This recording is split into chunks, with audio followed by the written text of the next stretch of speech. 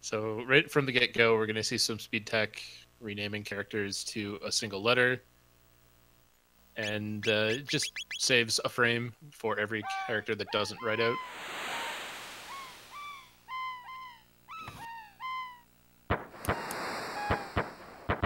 Yeah, here we go. The beginning of this game, as with most RPGs, it's a little slow. It's 5 minutes before the real fight, but there's still some tech that can be pulled off to save time.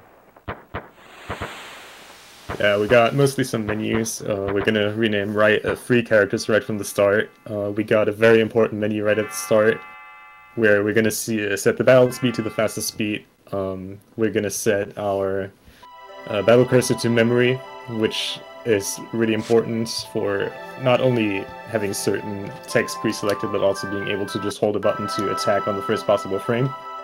And another thing that I think we're going to see from both runners is changing the button layout. We'll definitely see it from eLmaGus. I think BackgroundGuy swaps it just before the fight. Okay. So yeah, there we got that menu. Yeah, there you go. So eLmaGus being the only one to change his button layout. Oh yeah, a little bit of a hiccup there. Yeah. So that's one of the worst menus in the entire game. You really don't want to mess up with it, but there's a nice little trick where if you press the start button, it'll go back to default while you're changing everything around. So worst comes to worst, you can at least reset it and start again, which is a lot easier than trying to fix it on the fly. Yeah. And the only reason that well, it's obviously slower changing a button layout here as the timer's already started, but there's one particular trick later on in the run that we're going to point out that you actually cannot do with default controls. BackgroundGuy is going to change his controls mid-game, which is slightly slower than just starting them from the start. Looks like we got some renaming going here. Oh, wow. Dang, the call. Alright. I sure would hate to be a Marley fan in the audience tonight. I mean, I'm offended already. I think El Grangeri might have some feelings in that direction as well. Oh well, Mag is really close to getting candy skip there. Oh man, my heart is bleeding. I find it too funny.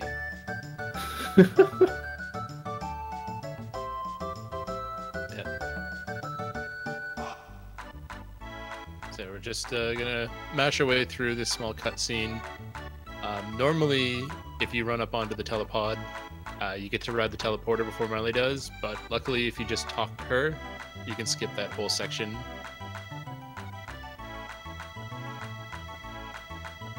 Yeah.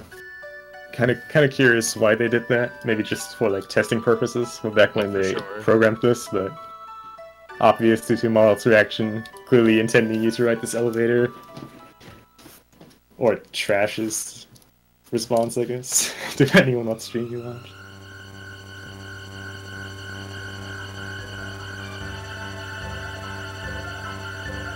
Yeah, he must have practiced the rename. He put it in pretty quickly.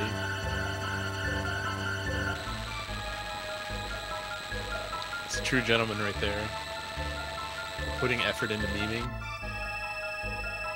I don't know, there might be some gentleman's agreement going on. Maybe later when eLmaGus hits Ayla, we're gonna have a similar rename. Hopefully, at least. I know eLmaGus is a big Marl fan as well. Alright, well, all jokes aside, these guys are neck and neck, heading up into the first real fight of the game. And that one's actually, I want to say one of the tightest fights in the entire run. We got 2 attack inputs that are really tight, and if you miss them, you're going to be instantly off RNG. There are backups, but generally this first fight is probably the hardest one in this entire first big RNG chain up to Yakra. Yeah, you're right about that. It really does make a difference which platform you play on as well. Because I find with a lot of these inputs where you're doing quick attacks, if what am I trying to say? Sorry. Yeah, it's it's very tough to get it, but if you're playing on emulator, often that tiny little bit of emulator lag is going to make it more of a anticipating your inputs, whereas if you're playing on console, you can kind of react to the input. Yeah, that type of an input, so just based on how you're playing it. Yeah, and that being said, even on console, it's still almost more of an anticipation thing than a reaction thing. Like, you really have to be on your toes here for both these, because you cannot just hold the attack button here to always attack the one that's perfectly aligned. Looks like Magus got it here. Background guy, unfortunately not. You want to attack the right one first, then the left one, and then the top one, just to avoid being attacked. Yeah, I think BGG does the slightly older strat, which is only about a second slower. Alright. But all the fights are different, because this game is awesome. Yeah. There's been a lot of rescripting of the first couple fights here, and all of it doesn't really matter too much. You're trying to save half a second here, a second there. As long as you end up in the right window for the nega-ets, which is coming up in another, like, 4 or 5 minutes here. Yeah, basically the entire idea of this first big RNG manipulation is that we get a clean nega-et fight, and optimally some crits in the fight in the cathedral. And it's really just a thing, like, how are you going to get to that specific RNG? Obviously, with different scripts, you can still reach the same goal. Just depends on which script is the fastest and if you can execute it.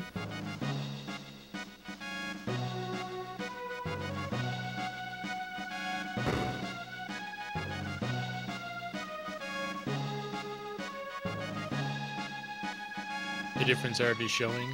Background guy was attacked twice in that fight, where eLmaGus was not attacked at all.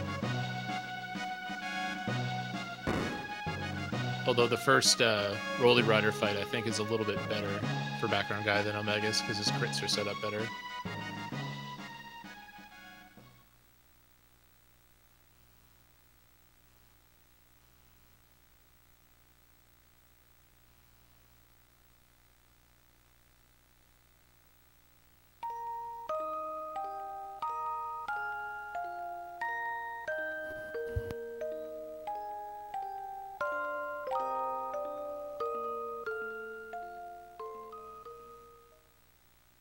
Not blindfold friendly? Yeah.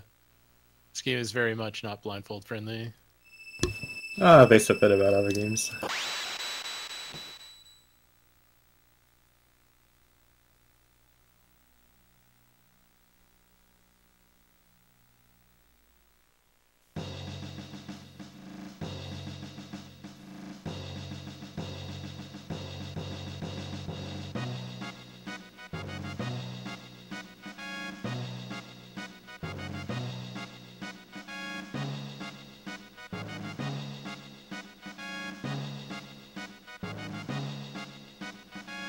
Alright, so here we get Luca. We get to learn a little bit about time travel.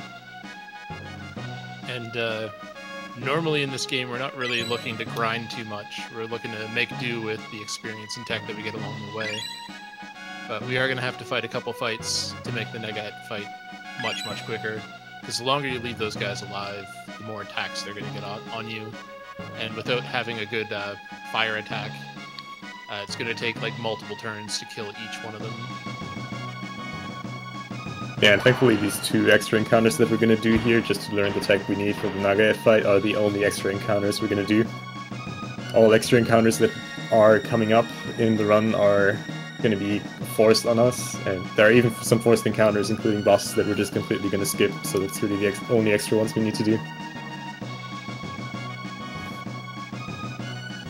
Which makes this run pretty awesome.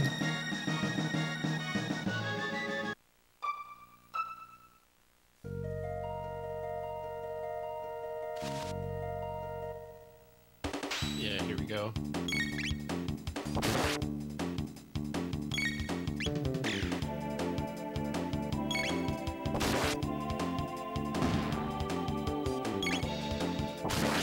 Seems like the sound's a little off.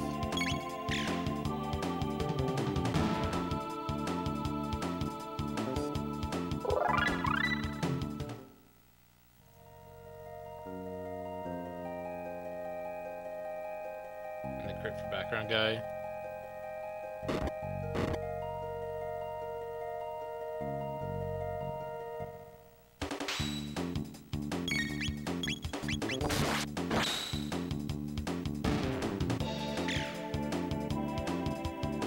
Nice little attack from Magus there. Waiting for Luca to be ready before attacking with Chrono. It's going to cause Luca having to aim for the other roadie rider and causing an RNG jump, which will set him up really nicely for the Nagaet fight.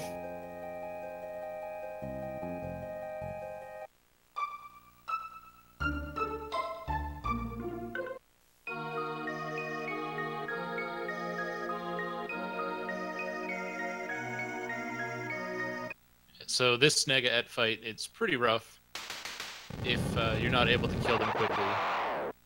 They have a spell called Slow, which not only slows your character, but it's also a very long animation, so it's slow in a speedrun sense as well.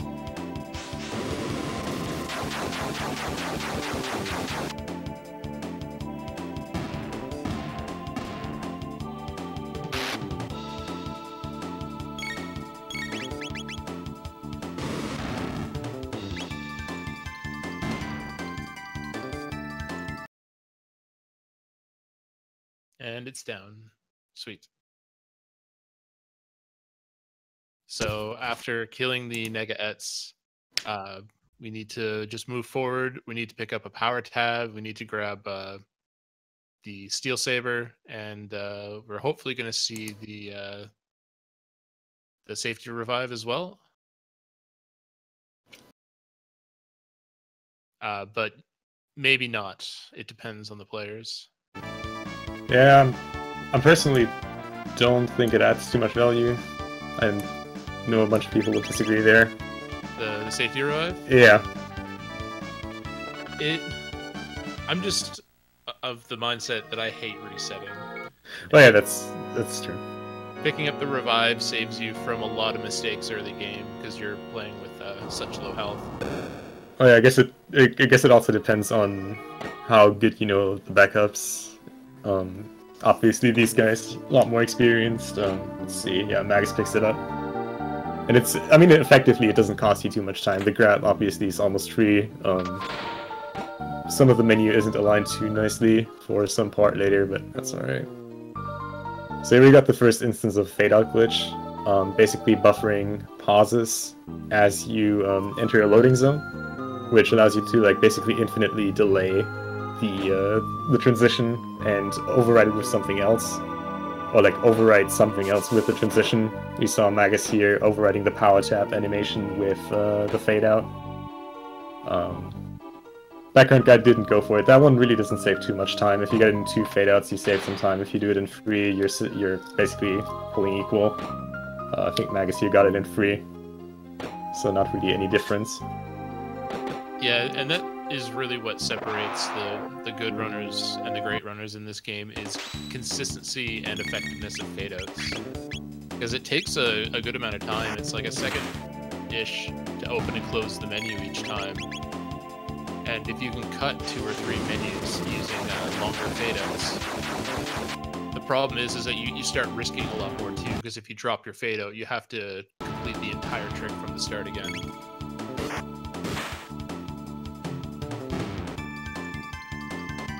It's one of these things too, it's not only having the precise fade outs, but it's also the fact that you have to do the movement in that is not as easy as it looks. It's definitely not trivial, especially with the guard in there that can easily block you if you run into it.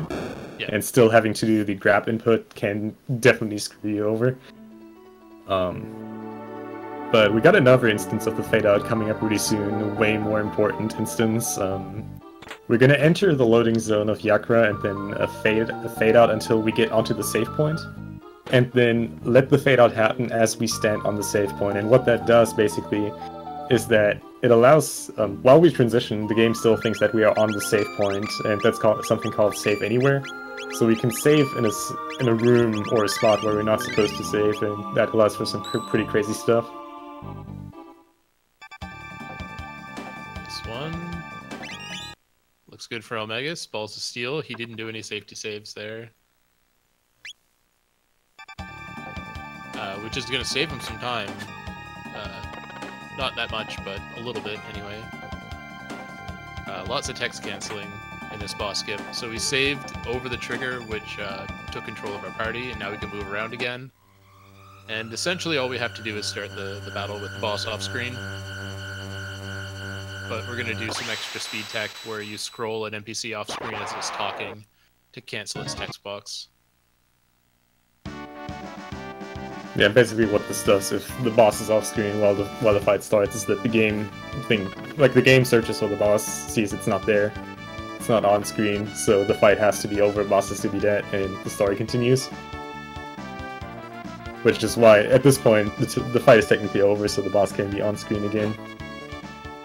Another thing that went really quickly there during the fade out, they did some menuing, just changing some items, and something really important, they unequipped Luca, which is basically just a frame perfect up and R input during the menu to unequip Luca's helmet and armor, which gives you a glitched null armor, which gives you really high magic defense value against 3 of the 4 magic types, as well as a pretty good boost in magic damage. And that's going to be pretty important. At the end of the run, basically all our characters are going to be unequipped. Yeah, the unequip is my favorite glitch in the game, I think. Like, Fado does a lot of cool things, but unequip is just, like, the most fun and speedrunny glitch in there, in the entire game.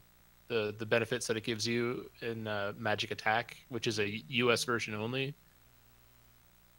In the Japanese version, you don't get the boost to your Magic Attack.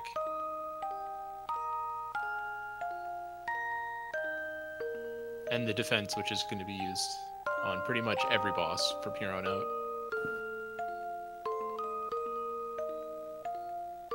Yeah, the fact that we don't get magic defense against one specific magic type, which is fire, makes RNG minute pretty important for, I guess it's specifically the final boss of this category, Magus.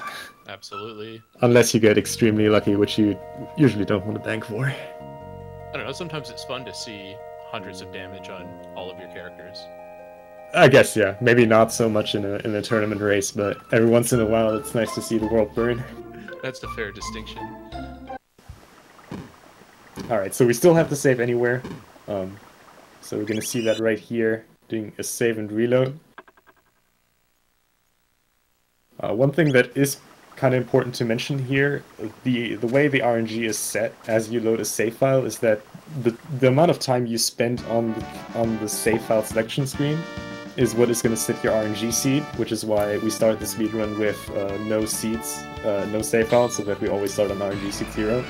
So what you saw Magus doing there, and BackgroundGuy02 is delaying how long you take to load the save, which is I think like a 0.3 second window, so it's pretty wide, and then you just know that you're on the right RNG based on how long the load took.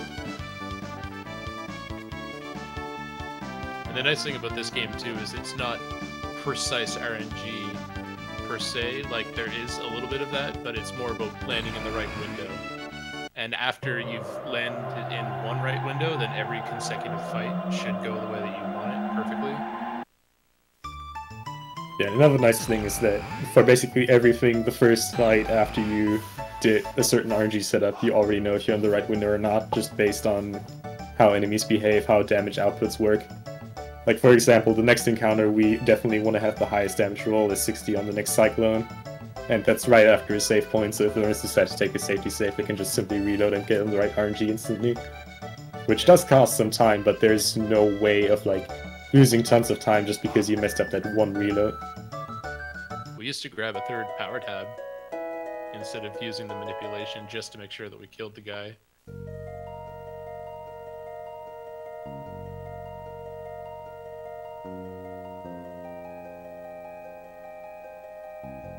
Alright, so we're into the trial.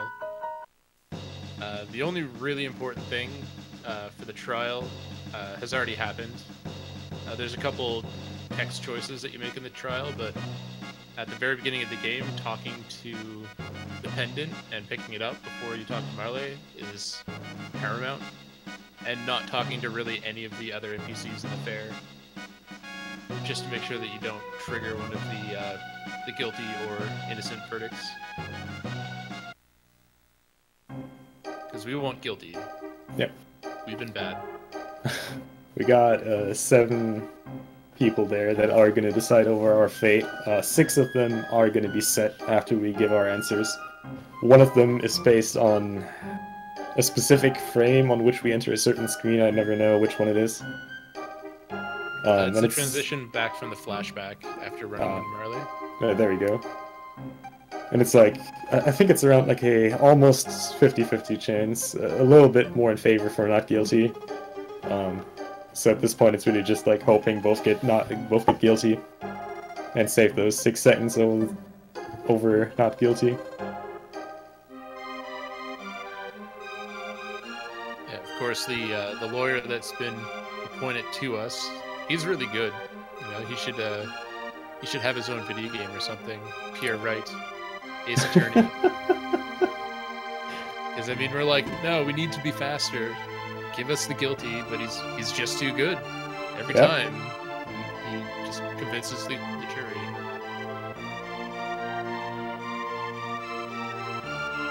You know, I think BackgroundGuy actually has pretty good chances of getting guilty, just because he calls the princess trash. But that might just be me. It'd certainly be backwards if it didn't work that way. Alright. So yeah, this is one of the few instances where you really don't want to mash A to forward the text. Alright, let's see, on eLmaGus screen. The second one is the one that matters. It's the one we cannot control. Alright.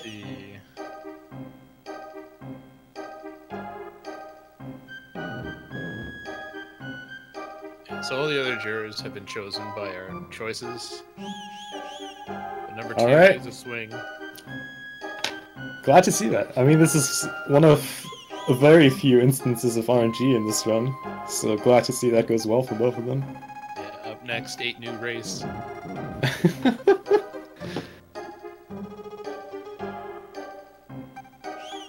So yeah, the reason why guilty saves time is the dialogue that's coming up at the start of the prison. Chancellor is going to talk to the supervisor saying that the execution is in 3 days, no matter if you got guilty or not. And if you got guilty, it's just, okay, let's do this. And if you got not guilty, he's going to question the Chancellor for a little bit, and that's a few extra text boxes you just got to get through. But they both got guilty, won't have to worry about that, so that's always nice. You also have to think about the long-term health of your thumb. Right.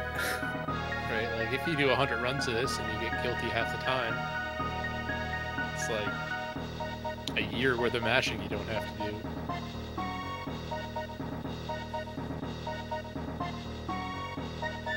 Yeah, I usually like to do grip change for mashing every once in a while. Even if it's less effective, just saving my thumb the pain every once in a while.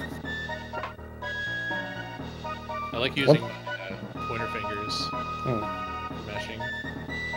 Honestly, what really helps when you learn this game is just taking the time to learn when text boxes appear and when the last text box happens, just not having to constantly mash, but like knowing when to mash.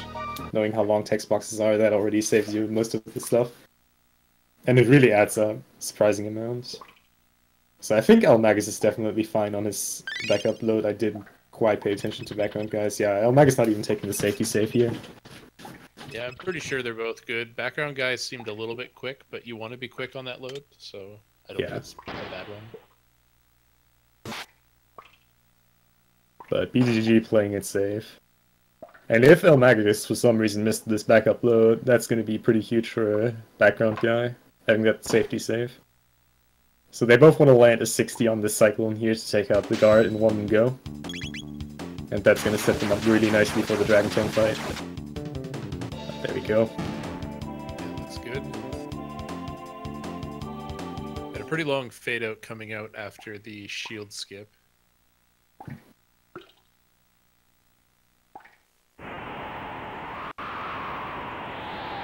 So this encounter in the middle of the bridge would be faster to just do, but we would still lose time in the long run because the RNG we have right now is basically optimal for the Dragon Tank fight. We have a lot of nice crits aligning, that we don't want to lose. So we just do this really long fade out, skip the fight. There we go. And then just have a really nice Dragon Tank fight. Which is also really important. You don't want to run into any guards on the next screen that eLmaGus has here right now. And sometimes those guards can be really trolly. But that's looking pretty nice. Yeah, first one wasn't too bad for him. Oh, there we go. Pretty good guards. Could be way worse. Yeah, this first one, if he's facing down... Oh, that was awesome. Yeah, that was... Down towards you, you kind of have to wait. You can roll the dice a little bit if he's facing down, but... It was about even between the two. He had to wait a little bit on the second one.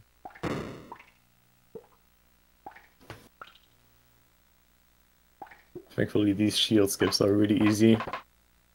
You got a really wide gap running between them. You only have to be like roughly in the middle. It will always work. Yeah. More fade out on background guy's side. Because we really don't want to get into any other fights after that 60 fight. There's a string of crits, which are going to be very helpful here.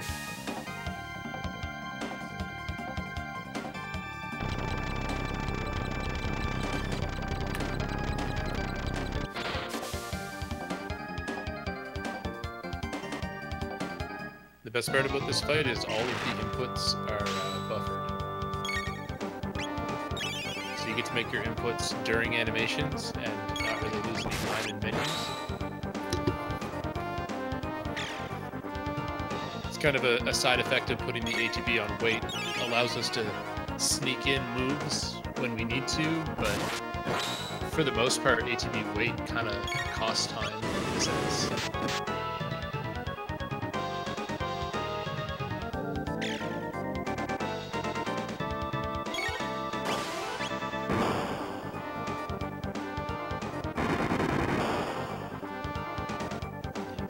Big crits from Chrono are perfect.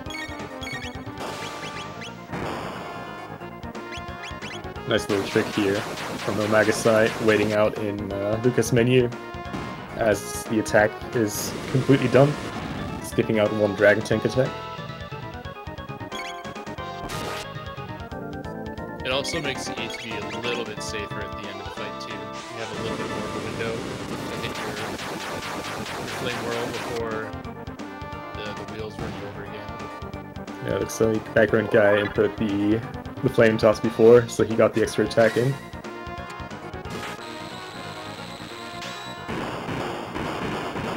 Not entirely sure how that influences the RNG for the upcoming section.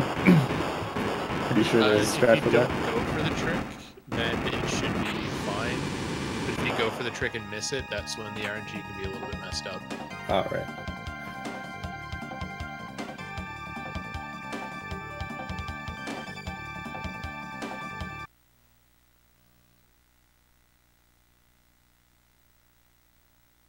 Alright, so far so good for both runners. There's very little time between them. Making our way through, and we're gonna head to the future for our first time. Yeah, both low 27 3D tanks. Really not bad.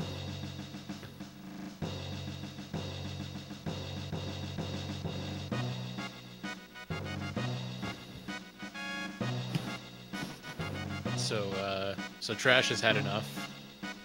He's like, I'm gonna run away with these strange people that travel through time, cause me to disappear.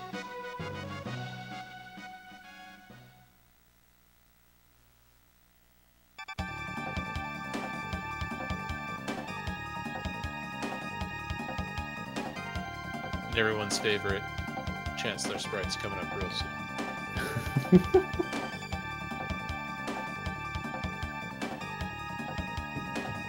I still need someone to make a mod for this where they implement the extended sprite.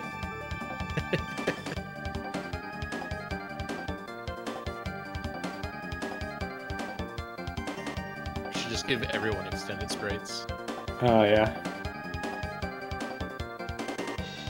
They got probably the best wood face of the entire game coming up very soon as they disappear through the gate.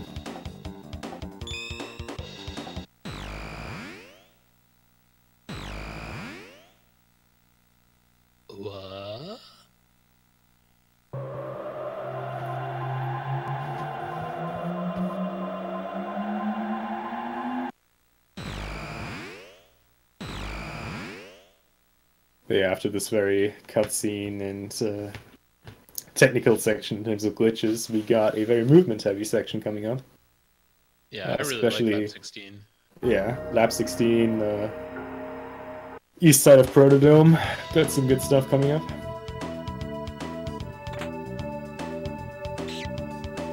That rat not wanting to steal. Yeah. That one wanting to.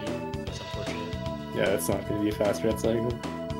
So the cool thing about this, if you open the chest and then get stolen by the rat without closing the text box, you can just run through these encounter triggers and just skip them all together without having to like walk around the entire triggers, which is pretty neat. Background guy got a really nice rat. Looking pretty good so far. Oh yeah, he's gonna get a fast rat cycle here. Really nice, that's optimal right there. Really good lap 16. Oh, I shouldn't have jinxed him. That was definitely commentator's curse. I'm sorry, MeGG. So yeah, that's pretty bad. That's the issue with that is not really the extra encounter. That costs some time to run away from it, but it's not terrible. What's really way worse is that the RNG is not going to be on point now anymore. And we got some really nice crits aligned for the next 2 encounters that we're going to do. And he's not going to be on RNG for that. Yeah, and there's even another sort of minor downside too, where once you're off RNG, it's kind of best to shelter before the bugger fight, and you tend to level up on your way through the factory, so you're going to have to heal for sure, instead of doing the shelter a little bit later.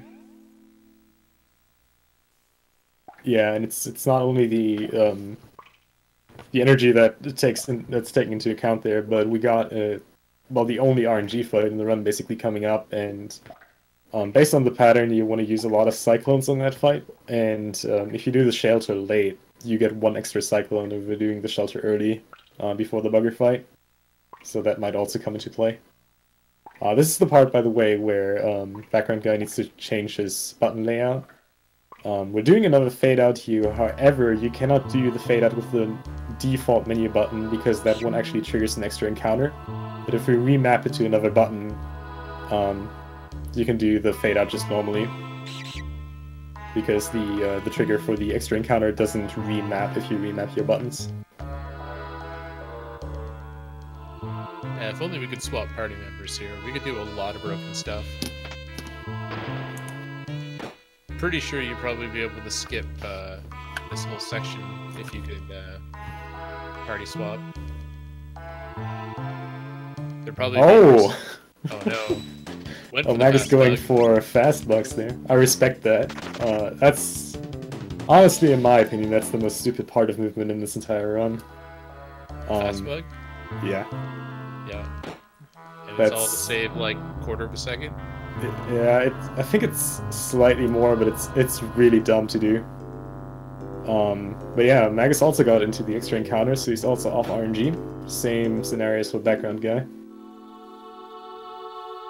Yeah, Background Guy actually catches the rat a little bit closer to the exit, because once you catch the rat, he moves a little bit slower, and you don't have to wait for him if you catch him closer to the exit. He's one of the only runners I see that does that, I think. It's interesting. I mean, you definitely don't want to not catch the rat anyways. That would be just terrible. That's kind of the trade-off, the danger. So another fade out here skips half of this cutscene. Also has this nice side effect of pushing the characters into the computers.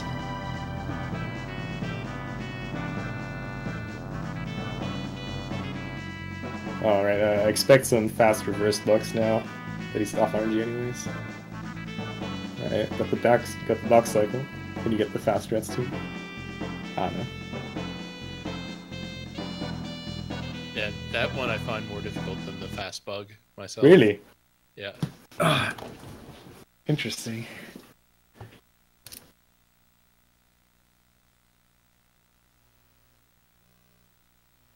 And calling out our runners here in chat. Not sure if I can approve of that. Alright, and now we got probably the best minigame in any JRPG coming up. Gonna meet the man. Yeah, it goes Johnny Race, Blitzball, something else. Blitzball is only a close second to the best JRPG minigame.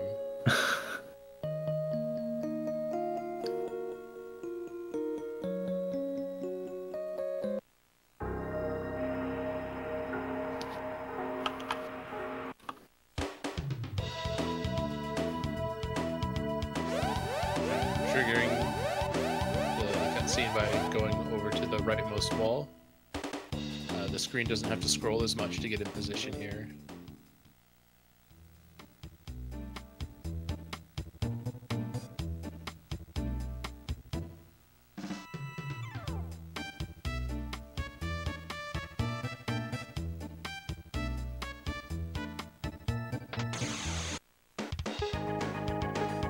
So if you've ever played Mario Kart 8, that game has a lot of pretty bad rubber banding. But I think this has a piece. I couldn't come up with any better instance of rubber bending in this, honestly. So the optimal strat here is doing what Magus is doing right now, bouncing in front of Johnny. That will give you the highest speed. And it's not easy to do that. Like, especially in a very long chain. And it's also kind of risky at the end there, if you don't pull out at the right time. And you actually lose the Johnny race, you can lose a minute. 1800 is a good time. Good score. BackgroundGuy also doing a pretty good job here. So there we go, doing this shelter already for the bugger fight. Usually you wouldn't need it at this point. For on RNG we had two pretty convenient model crits that would just kill two of the buggers in one hit. And then the last one could be finished off with a Chrono hit and a Luca Flame Toss. I love how Marley still only has an 87 HP here.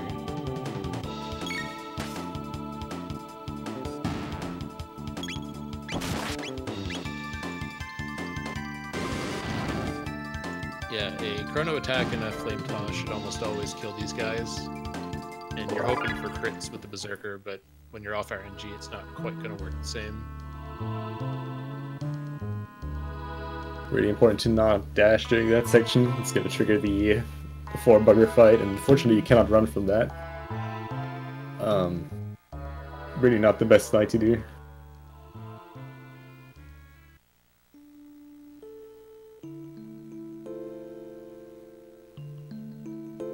I know there is a setup that involves some kind of RNG jump here during the bugger fight that allows you to get still some pretty good hits for the next encounter, the first one in the factory. I can't really remember that one anymore. Basically, there's one more encounter that we do want to do on RNG. That's in the factory, just one asset. Usually you get a 1 damage hit from Chrono and a 10 damage crit by Robo. It just kills the asset. The assets in this game are absolutely terrible at this point of the run. We're pretty underleveled, they have a really high defense value, and if you get bad damage rolls, they just take pages. Every damage hit, they're just kind of humming this song. You're never gonna hit me with your sword. You're never gonna hit me with your magic. I'm slime and you can't touch me. Still waiting for someone to smuggle a Robo remix into this at some point.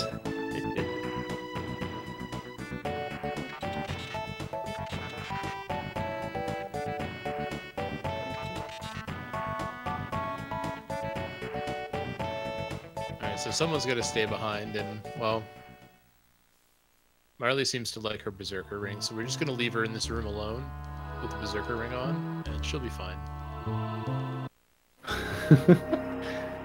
BackgroundGuy with a good choice for naming Robo. Robo's one of the only characters that you don't rename in Defeat Magus, and it's only faster by a very small amount. But there's not very many instances of this name, so it's not going to save me too much time. We got a 4 and a 1, a 5. Another 4. And another acid attack. So yeah, usually, optimally, you want to stun 2 attacks, but this is not too bad. If you get a lot of 1 damage rolls, which can happen, then it just takes ages, but that wasn't terrible, I guess. And the good thing is the next fight is basically always off RNG. We're gonna have 5 enemies coming up, which are either acids or slimes, and optimally we're gonna get 5 slimes. There is a manipulation for it, where you can basically guarantee 5 slimes, but depending on your in-game time, it's not worth going for that. And it's also not really easy to pull off. So I... When pick up that shelter will trigger that fight.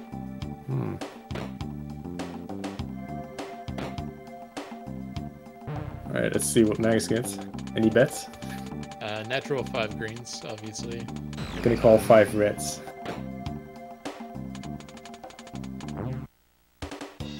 Oh! That's pretty good. Not bad. Just do it. So the thing with... Still my counter. So the thing with the greens is if they're close to a red, while you attack them, they can counterattack.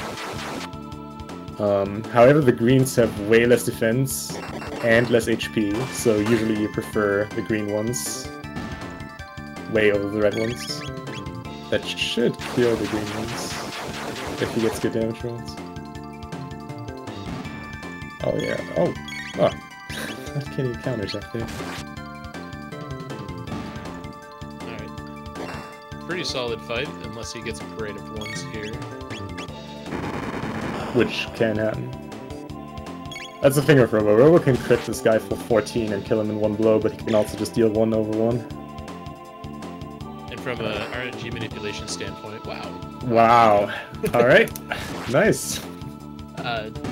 These enemies will increment the RNG every time they move, so it's really tough to try and get proper damage rolls, and it matters the most on these enemies over almost any other enemy. Cool to see we got an even playing ground here.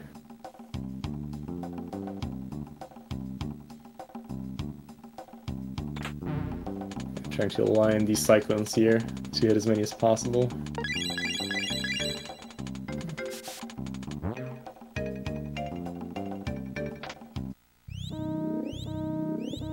Huh.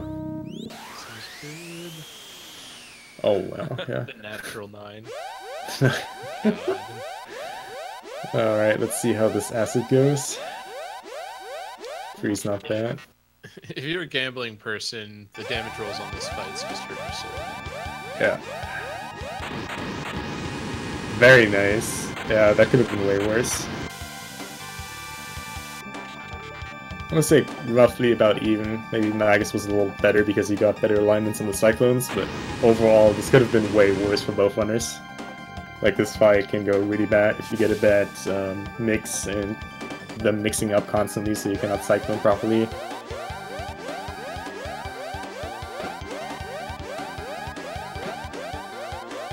And little known fact, you can just hold all the buttons A, B, and X and Y, and the game will just input the password for you correctly.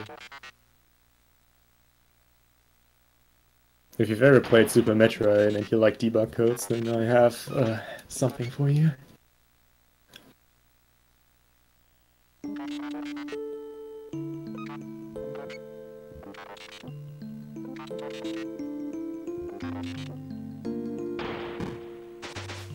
Robo, no! No! Neat. Do we have a Robo Fun? Not in here, unfortunately. There is such thing as Robo-Thump. I guess Bible Thump. So even though we're completely, like, we cannot know our RNG right now, This fight, if you do it optimally, which is easier said than done, will basically always be the same, except for some minor differences that don't really matter. We're going to Cyclone the front row, then Cyclone the back row twice, and then Cyclone the front row again to never trigger any counterattacks. And optimally, this first Cyclone is going to be entered in a way that there's not going to be any attacks before the Cyclones. And that's good on Magus' side. Yeah, that was really solid.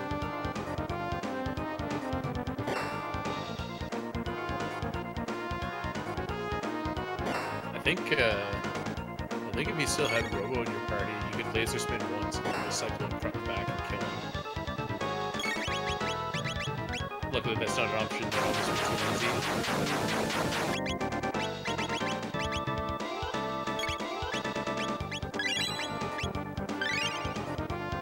Nice trick there from Magus, using the item to get Chrono's menu up and able to input the last Cyclone while Luca's using her item. I'm pretty sure it's... The thing with that is I'm pretty sure it's slightly slower RTA. But you save yourself some frames of ATB increasing on the R series, which is really important because you don't want any extra R series attacks, not only because it would cost time, but then you would actually run into the risk of dying if you do it really bad. Yeah, both the characters here learn 2 or 3 levels. If Luca misses out on those levels, it throws everything off for the rest of the run. Oh, what? I'm not entirely sure about BackgroundGuy's strat here. Yeah, he's doing the slightly safer one, where he's going to do a flame toss, trying again to have that input while Chrono's menu was up, and yeah, he's going to get the extra back row attacks now. Only one though. Yeah, that could be way worse. If you would have gotten 3 extra attacks in, that could have been very critical. But this setup is for if you have lower health and you want to try and not heal. The attack and the flame toss will leave only 2 on the front, so as long as you have like over 34, 35 HP, you should be fine.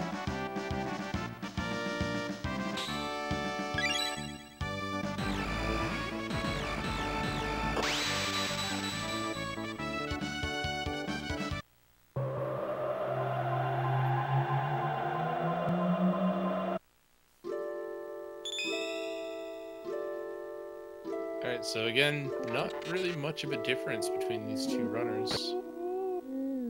eLmaGus has sort of inched his way ahead, but pretty much just one mistake away from these guys being tied or even BGG taking the lead.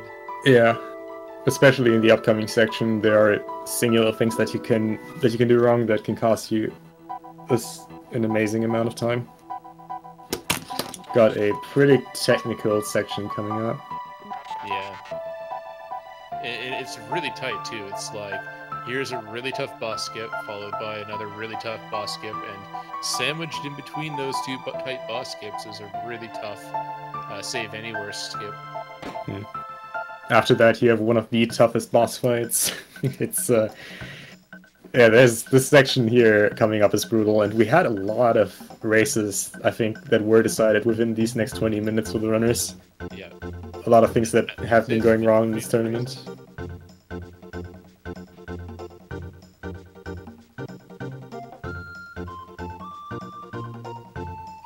Alright guys, remember, think magic, run around your room 3 times. Yeah, if Specchio makes him do it again, it's not on us, it's on you guys, chat.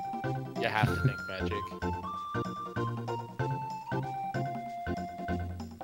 I mean, I'm not saying it's not the best part, I'm just saying it's it's one of the hardest ones. This section is really fun if you do it well, but can be extremely frustrating.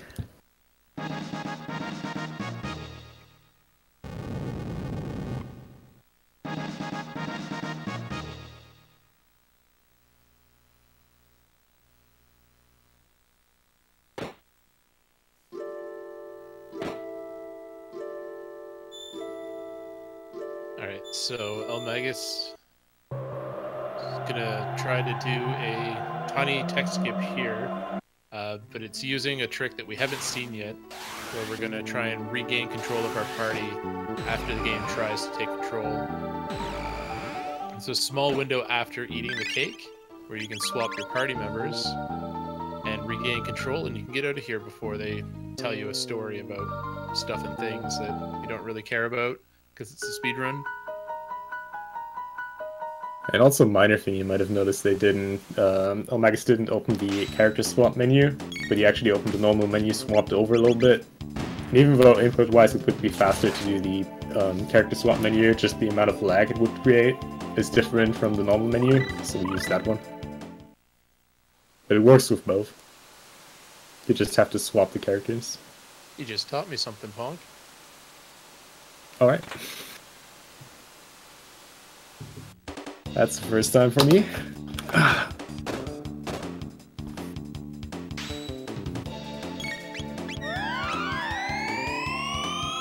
Also, really nice thing, we run away mostly from all of these encounters here in the Heckran Cave, and it doesn't really matter if you are slow on your run race and you get an extra attack in, because we're going to do another boss skip here, which involves another save and reload, so at that point the RNG is going to be reset anyways.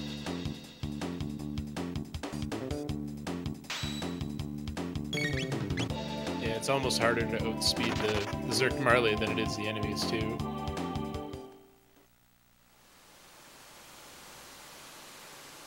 Oh yeah, also slight strat deviation here. We got Background Guy getting extra speed tab and magic tab here, which is something you didn't see eLmaGus do.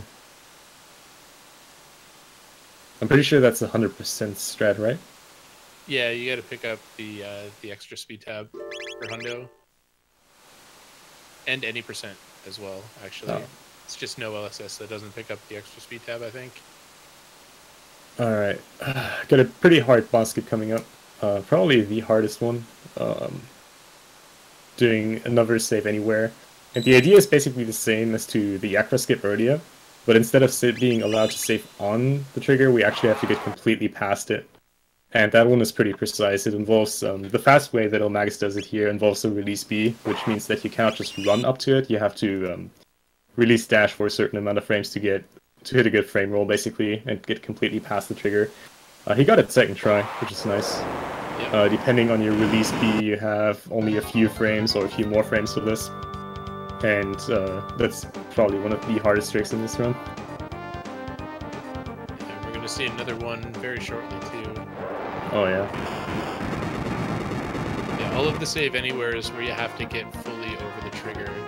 You only really have a couple frames to open up your menu, and you have to move in a certain way in order to even get yourself in that position where you can open the menu.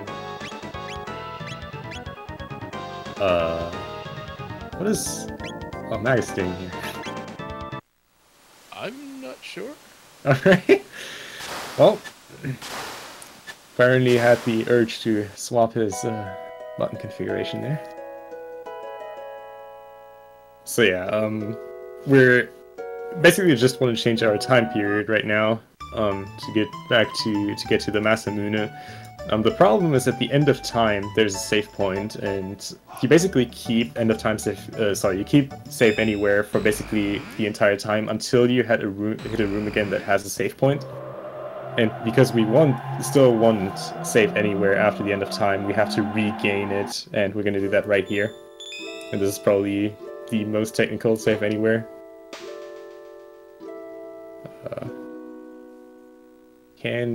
Oh, there we go.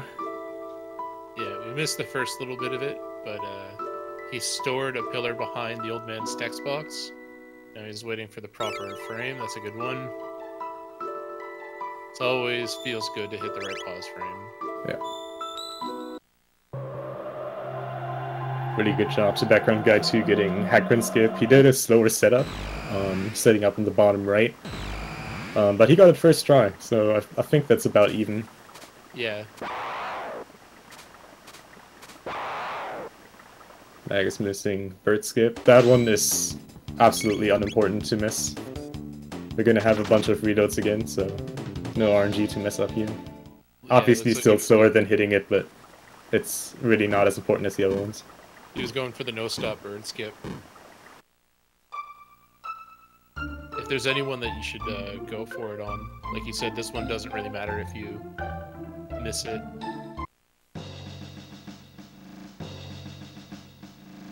Alright, so if you want to see End of Time Save Anywhere in its full form again, let's pay attention to BackgroundGuy stream. I think BGG rolls the d4. I'm a big fan of rolling the d4.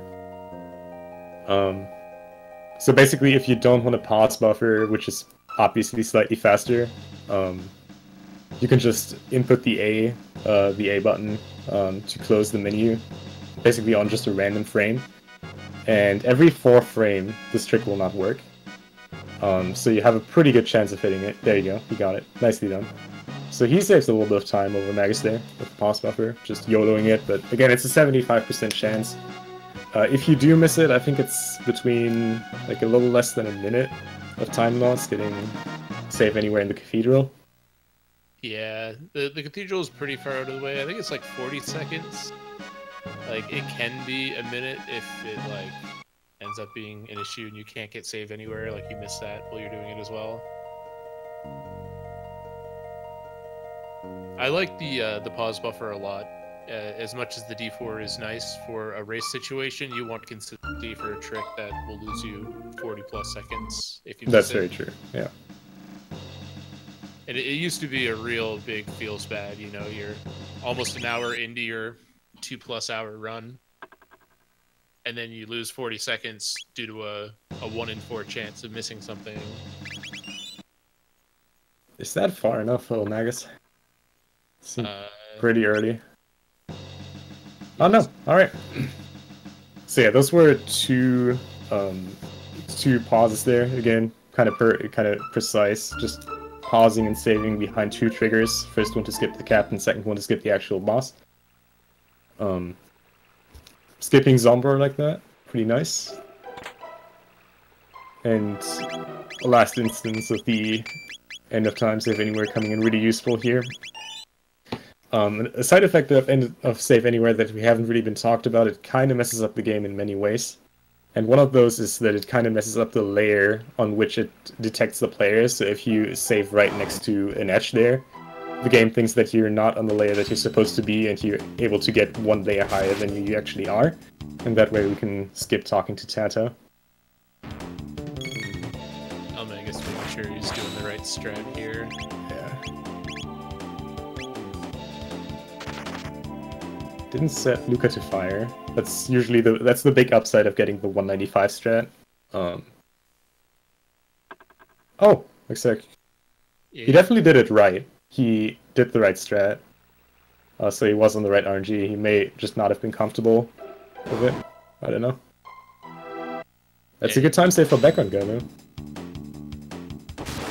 Definitely a chance to get back in it. I guess 195 again. So, what we're talking about here, really good skip for BackgroundGuy, by the way. That reload, you basically just want to do a mash load, and there are 2 windows that you can hit. The earliest one or the second earliest one, and you get strats for both that work to set you up on the right RNG for Masamune. But they require different strats, so you can see just how much damage Chrono deals, either 195 or a multiple of 193. And based on that, you have to do different strats. And the big upside of getting 195, which is the harder one to hit, is that you can set Luca to fire, which will help out in the Masamune fight. Just a tiny tad. Yeah, she should hopefully be set on fire memory already from previous fights, but it's kind of your last chance if she's not, if our series went bad or something. I'm pretty sure you're supposed to be set on Flame Toss, but... Well, yeah, that's what I mean, sorry. Yeah. Like, again, it's not terrible. Like, if you need to switch it, or you need to just, like, as long as you're on your tech, at least, that's the really important part. Yeah. There's no room to fumble around in your menus. Yeah, that's... I want to argue... arguably, that's probably the tightest input you have to do in this entire run. That, those Luca Fire inputs during the Master Twin fight. If those are slow, you just, well, the fight is just rip. And this one loses you a ton of time. Yeah, it's pretty risky going into this fight with Chrono with the Berserker on, especially where Luca is the only character that's unequipped. both Chrono and Robo are going to be taking full damage from all of Masamune's attacks. And we're kind of relying on doing enough damage that we push him into his second phase before he goes into his tornado storage. And that actually skips him going into tornado storage, so he'll just end up doing a bunch of punches instead. You're probably more familiar with this strat that Background Guy is setting up, because that one's quite different from the one that eLmaGus is going for.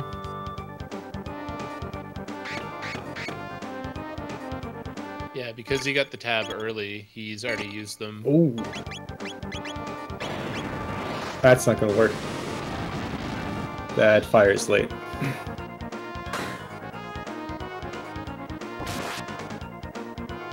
That's gonna be, yeah. Oh, Magus is off RNG here. That first fire was too late. I'm not sure why it was an item there. Yeah, it might be okay. I don't think... I mean, if you say so. I think this... Oh well, yeah, he got the robo attack in. It's interesting. Usually you don't want to have the Master Twin attack before Chrono's second attack. Huh.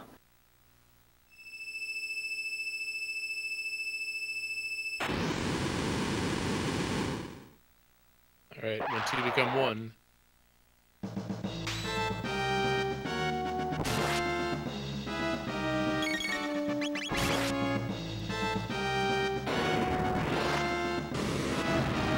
And he's going for the split fight.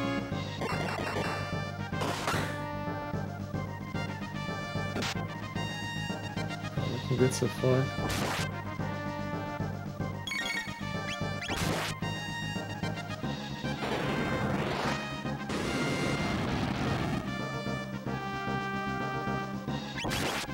Yeah, the nice thing about the split fight is it kind of juggles Masamune around a little bit more. You get attacked less, but there's more moving parts to the fight and more room for error. We're seeing Background Guy use sleep strats on the twins. And a whole bunch of slashes.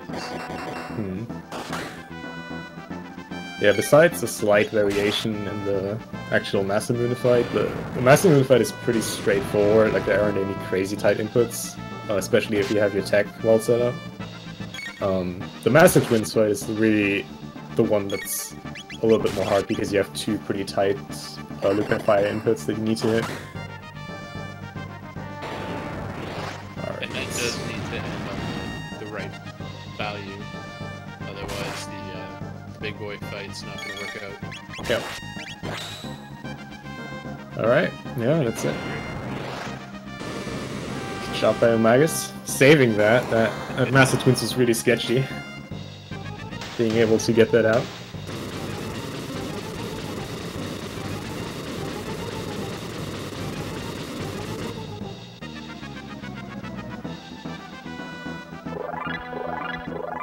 So the big benefit here of not going for the safety shop in the store right by Denador Mountains is the store that we're going to do the safety shop, or the unequipped shop coming up, doesn't have any text, so it's going to save quite a bit of time, since we're going to have to talk to the shopkeep like 3 or 4 times.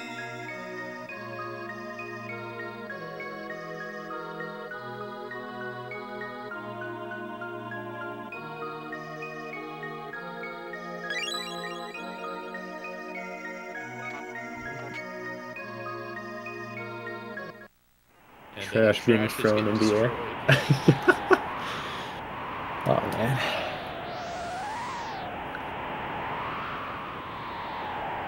Yeah, I remember this this fight.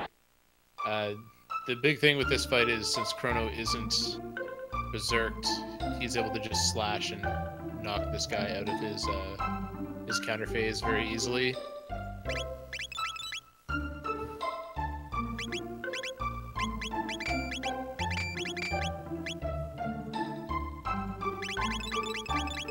Now actually gonna see Chrono and Robo being unequipped.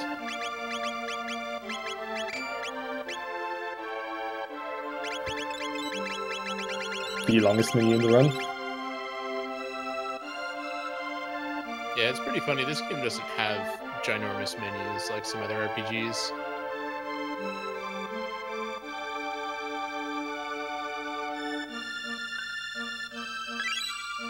Alright, that should be pretty close to the end there for Background Guy.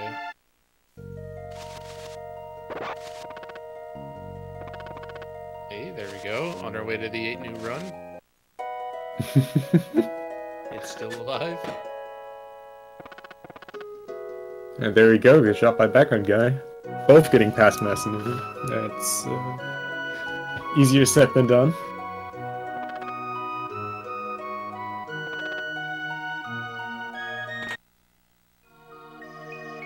And Robo's gonna do a little bit of a slow think here on the Melchior Sword.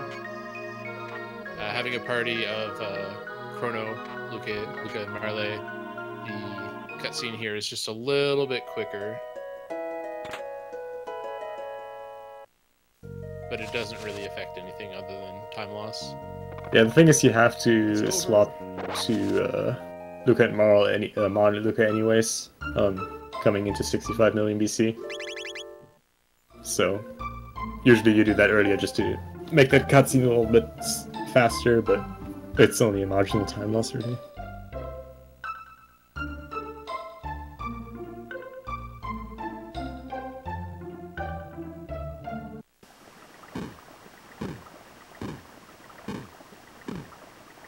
Jeez.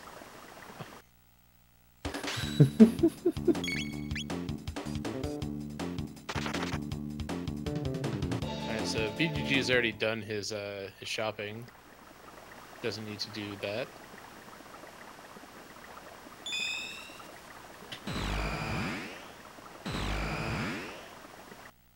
Let's see if we can get equal RNG all run. Oh yeah. Oh, Uh-huh. Oh boy. Got the second new.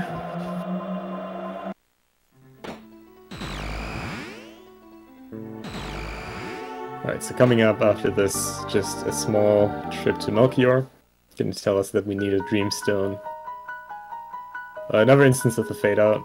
Just don't want to talk to him, really. Oh, the moonwalk.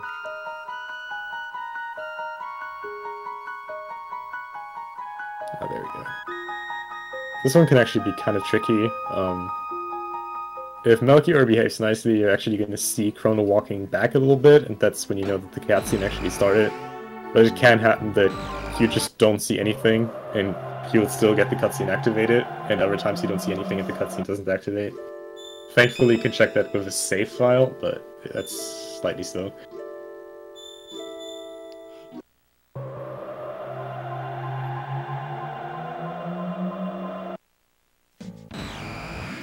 Yeah, it's pretty rough when you drop from this teleporter and you don't get into a fight.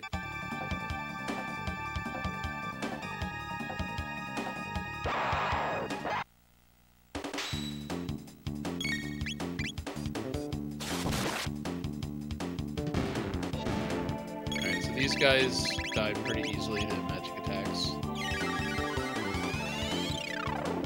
Thanks to our characters doing close to double damage on all of their magic attacking abilities.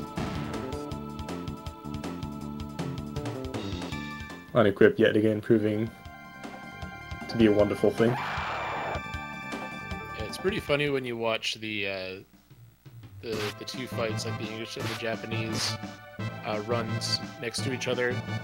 A lot of the English fights are just like blisteringly fast in comparison to the Japanese, because it doesn't get the bonus. But then Japanese text is faster overall. I really, really hope that we'll see eLmaGus renaming ill to trash. I would absolutely restore my faith in humanity. But that's impossible because it's not true. Well, we can talk about that later. Alright. Going with the fast version. Just uppercase A.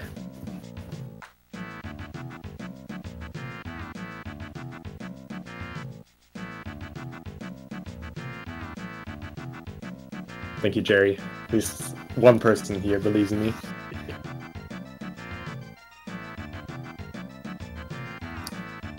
Alright, so it's important at some point here to swap Marley out of the party. For two main reasons. One, she likes to dance. Two, because she likes to dance. Yeah, we got a nice little party coming up very soon, where there's going to be lots of soup and lots of dancing. And we have to do something at least during that party, and it's just way faster to do the Robo dance and the Marl dance. And after that we drink a lot of soup. That's totally not a mistranslation.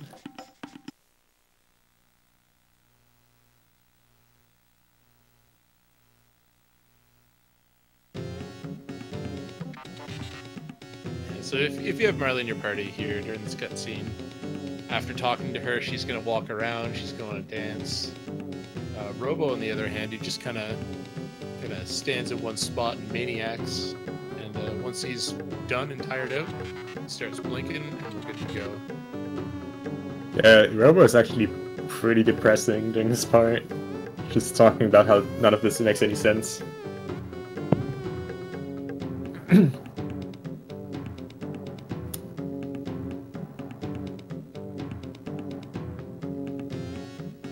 And the DS version is called Skull Smash.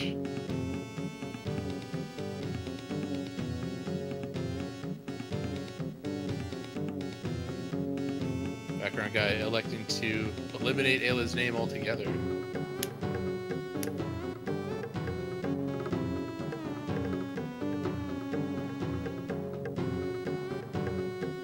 After we won the soup contest, officially winning the Dreamstone, so in theory we can just walk back home now.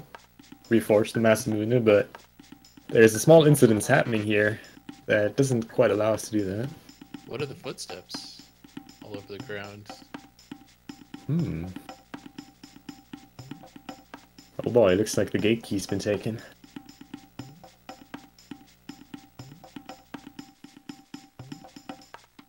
Alright, so we actually get a chance to see just how amazing Ayla is.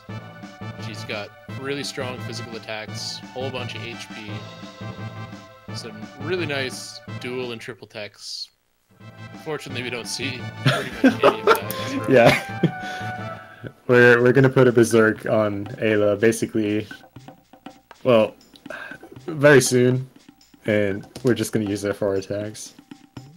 But with us being so stupidly underleveled at this point, basically any character rejoining our party or joining our party for the first time is just very strong compared to the rest of the party. Ayla being no exception, and we're gonna see that especially during the Nisbel fight. Ayla Berserker strats are pretty sick. You can see that here in a few minutes.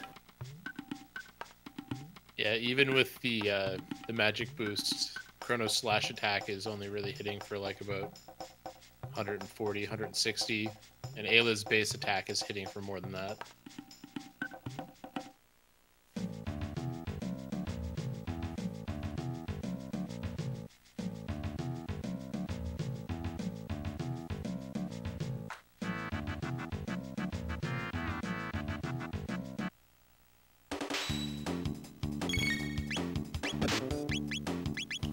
Alright, hit for 34 and a slash.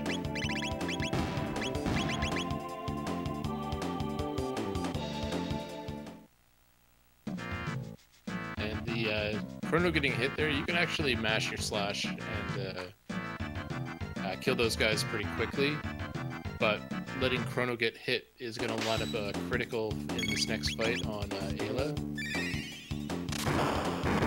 And seeing the damage value that you get hit by basically confirms the RNG you're on.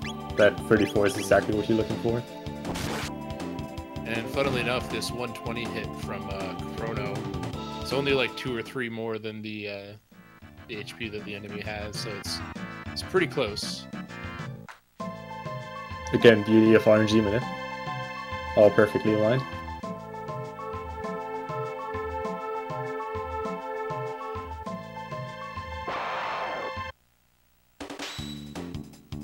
this last fight, it's important to run away quickly. If the enemies move around too much, it'll increment the RNG by 1. If you go for the fast Nisbel fight, it's not going to matter, but if you go for the backup fight, the RNG being off by 1 means that you're going to end up attacking Nisbel with a crit while his defense is up.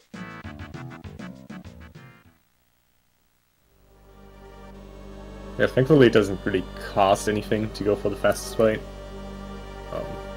Just gotta input your lightning at a very specific point where Lucas ATB is just ready. Otherwise you're gonna get an extra earthquake in. And then with Ayla currently having Berserk on, it's just gonna be a ton of crits and high amounts of damage with some slashes and fires in between. It was pretty funny, we took the Ruby Vest off Ayla. The unequip does help in this fight, but she's got so much HP it doesn't really matter. But we're going to use the Ruby Vest on some other party members later.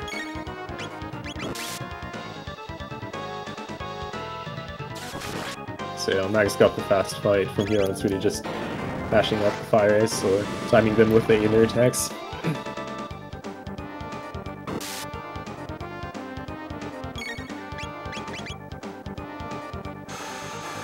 So ideally this is going to be the last time we'll have to use that lighting.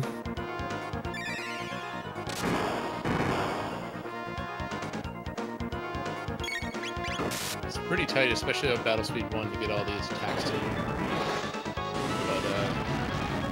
But fortunately in this game, female characters have a slightly higher natural crit rate than male characters, and Ayla will actually get 5 crits in a row here. And it's the nice thing about this fight is, well, with all our characters being unequipped, this fight is really not that hard. So even if you get off script, you're gonna lose a few seconds, of course, but it's not like other fights where you get off script and you die.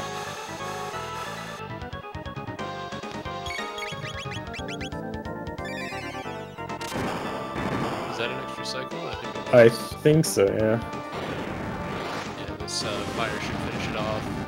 Yeah. He was very, very close, but Chrono never even got the turn up. That was weird. Yeah, I think there's some slight deviation where ATB isn't quite correctly aligned, but I think you can fix that. But yeah, that extra cycle is not going to matter too much, a few seconds. Let's see how Background Guy can deal with this. I've been really happy to see all run. These guys are always in the same room, or like same boss area anyway.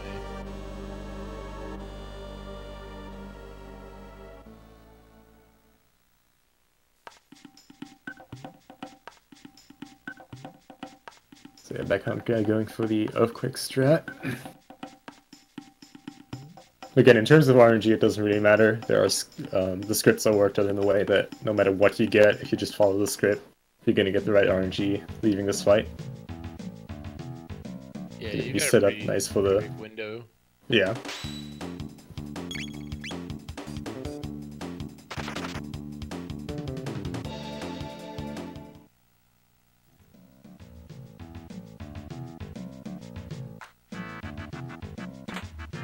That Berserk right there, probably the most important one in the entire run. Gonna see some pretty crazy stuff with that. It's so important that we used to actually grab it early until we realized that it was actually a little bit safer and more consistent to grab it later. Just like so important, if you miss it, it's run over essentially.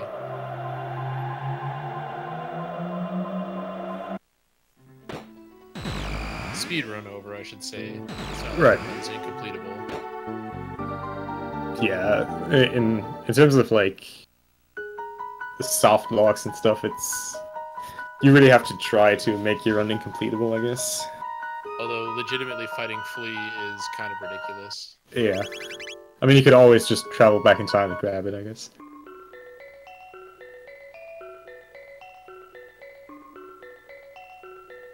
So here's another fade out with a nice party swap, making this entire part substantially slower. Sorry, faster, not slow. Yeah, there's a lot of just micro tricks that are used all over the place. Like running into him here speeds up his timer, because there's normally Robo and Luca doing animations, but since we sort of tricked the game into not letting that happen, you can speed his timer up. And you can actually do what's called a menu glitch. When the game fades out between the last scene and this scene, if you open your menu and close it with Start plus B, you can actually save a tiny little bit of time. Also, one thing you might notice is that eLmaGus is always waiting there, entering the residence. That's literally just because right next to the residence there's a trigger that changes the background music, and before that's fully done, you cannot enter the residence, so you gotta always like kind of awkwardly wait out right in front of the residence before you're able to enter. Which is kind of annoying, but... There's a way you can move that eliminates that. Ah, really? Yeah. You know the patch of desert that BackgroundGuy just walked over? Ah. If you walk up as high as you can before, like, and you hit the wall above that desert before walking right and up again, the music should change in enough time that you can just enter it. Oh, word. Now I learned something.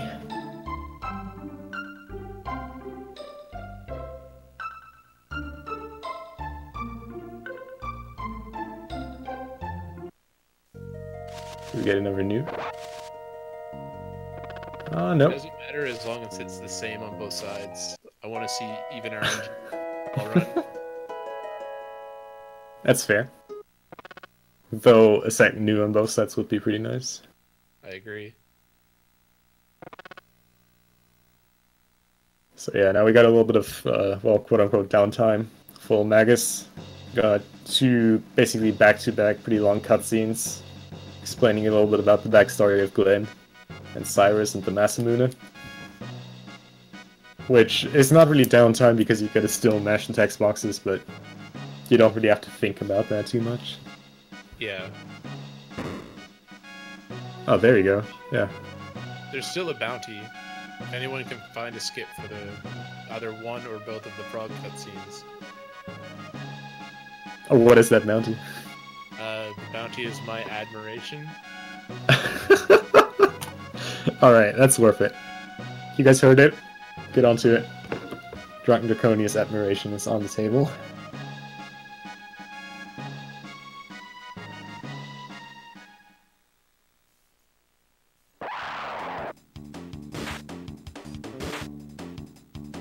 Both runners hitting that bird skip. That's probably the most important one. Yeah, it only takes roughly a few seconds anyway to reload your RNG, but you really don't want to be wasting any time like that. I guess a free world record is a pretty good bounty.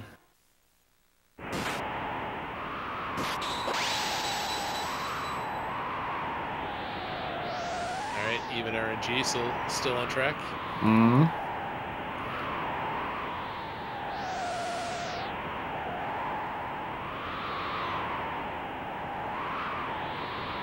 I'm pretty sure Jerry's bounty was for Protodome. Yeah, Jerry's bounty was like key skip, I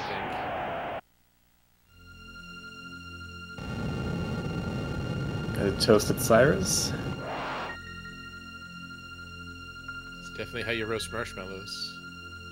Well, but Cyrus isn't the marshmallow. But the fire was very close to Glenn. That is true. Right, I guess you don't want to burn your marshmallows. You just want to warm them up a little bit.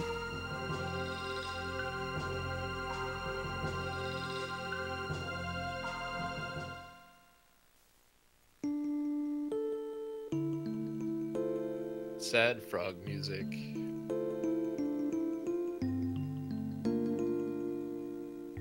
You... Oh.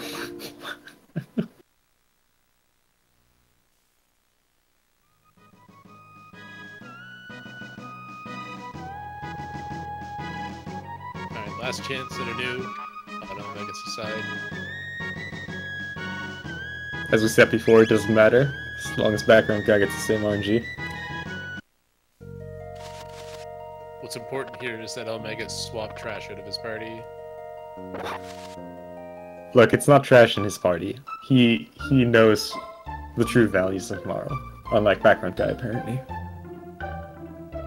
Yeah, I got one new in total on Magus' side.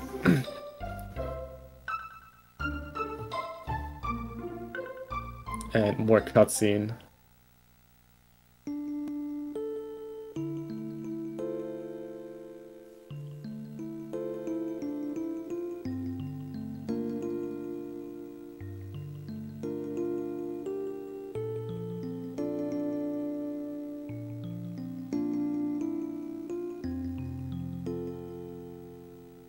Alright, get your marshmallow emotes ready. But it hurts when they hit me. Your marshmallow, Glenn.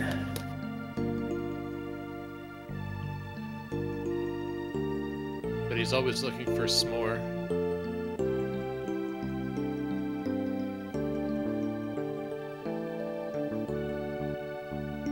And now the penultimate cutscene.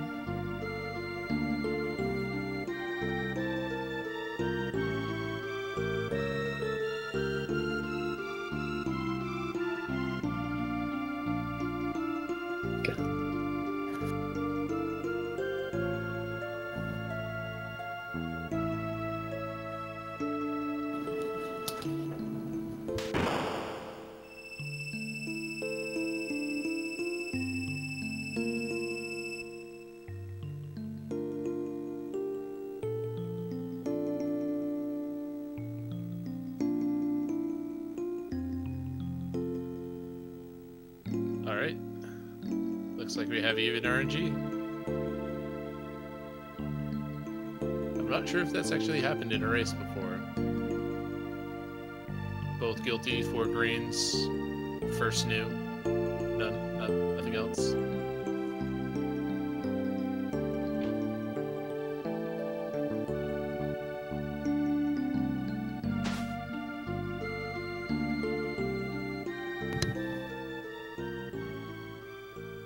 And now we got probably the most hyped cutscene in the entire run. My favorite part about this cutscene in Randomizer is the explosions are different colors.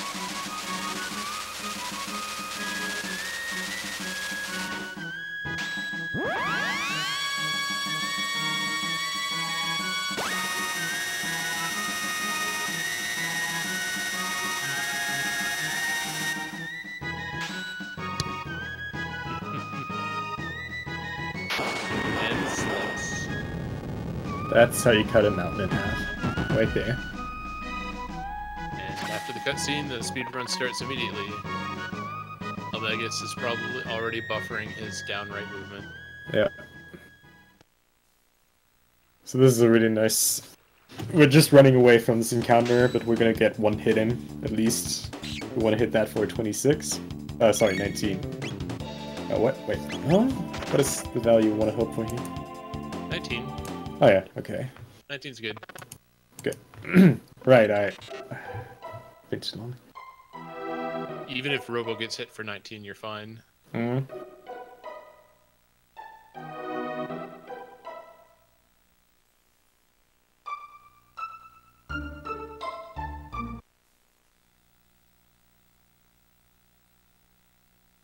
A 3x3 emote frog cutting mountain. Let's someone get onto that.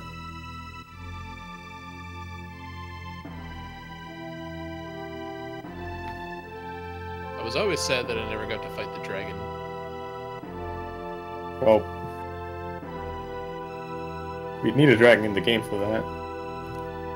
Yeah, there's only dinosaurs. I guess you kind of have to stick with one and move on. You can't have dragons and dinosaurs in the same game, or can you? I mean, if Final Fantasy can, then Chrono Trigger can for sure.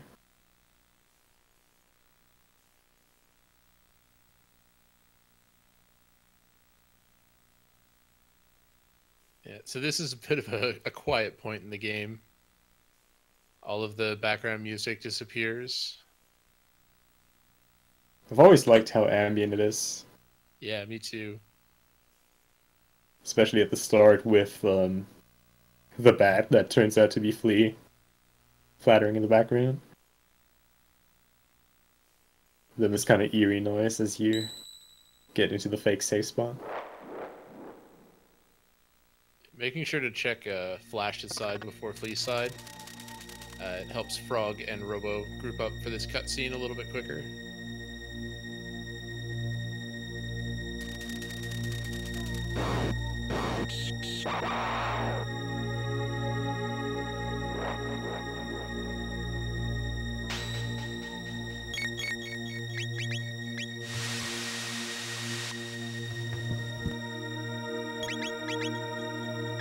Yeah, looking pretty good.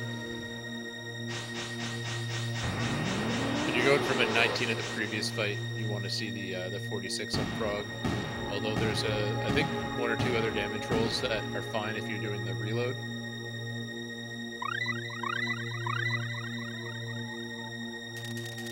Small menu here too.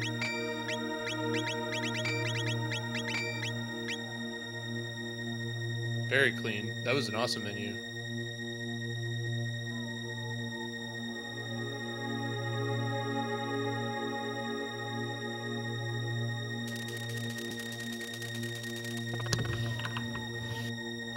Alright, so Frog has his Berserker on, and we're gonna let him do most of the work here. Most of the work, meaning basically almost everything. Yeah, this is the construction site of the Chrono Trigger run. Yeah. There's one guy doing all the work, and Chrono and Rover are just gonna stand there watching. And the way this fight works is just like, when I learned this game, this just blew my mind. This is just fantastic. This is one of the first manipulations that was implemented in the run, just because it saves so much time. So yeah, we're gonna have one initial attack on Chrono here, by Flea, and then we're just gonna have Frog attack a bunch of times. And the way this works is basically that Frog and Flea have the same speed, but Berserker taking priority over everything else. Frog gets to attack else, and after that, Flea kind of acts like she had her turn already and starts over from the start. And that repeats exactly 16 times, and Flea is just laughing while there's a very angry Frog hitting her to death.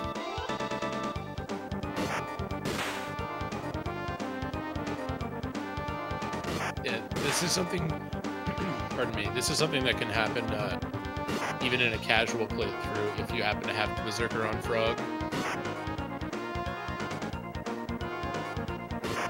The second half of the fight's a little bit tighter though, from a casual standpoint, because this will happen in a couple of the RNG windows, but you need to be in the right one for there to be no counter attacks once Flea's down past half health, because that's when the counters start coming out.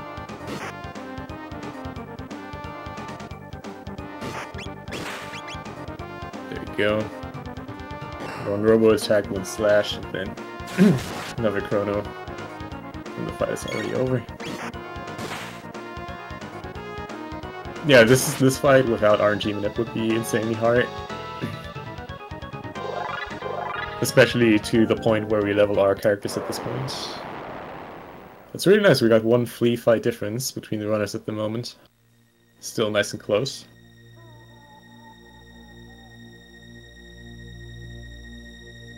Yeah, now for the real jerk face. Yeah. Slash isn't nearly as bad this tournament as he was last tournament. Last tournament we were doing the 8-frame mid-tonic most of the time. Still considerable this fight. The second phase at least is the longest script. Fight script of the entire run. A lot of things that if you mess, a lot of opportunities just to mess up really. No really like super tight windows for inputs, which is nice. But just due to its length and due to the things that can go wrong in that fight, just gotta be on your toes. The Decedent fight's actually kind of the hardest part of the whole thing. The one that eLmaGus just finished. If you don't finish Flea exactly right, the Decedent fight won't go the way that you want it, and that's going to throw off your crit string.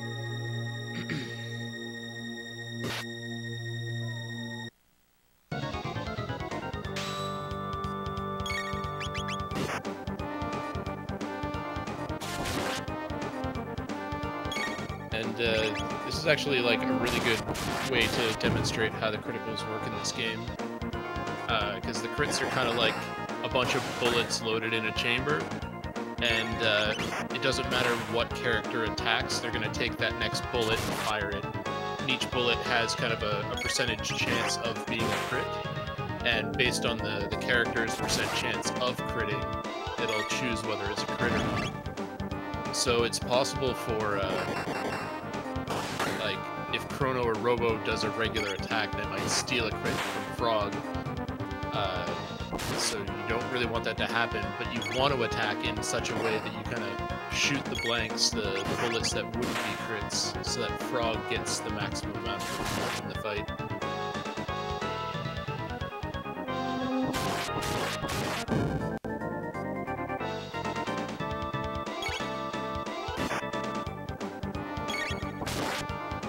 Yeah, even in this fight, you will see that Chrono and Robo are not really doing a lot, especially in the second phase. Once we hit that, it's really just mostly making sure that Frog gets the crits. We're gonna have a few attacks here and there, but really for the most part, it's kind of similar to the free fight actually, in which we're just gonna heal. Well, we're just gonna wait out.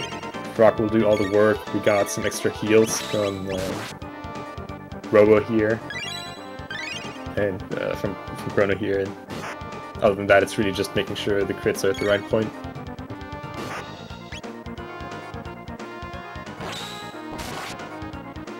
Yeah, crits in this game are straight up double damage. Whatever you would have rolled as a regular attack, if it's a crit, you'll do twice as much. And with Frog already doing double damage, each one of his crits is kind of like quad damage. Almost.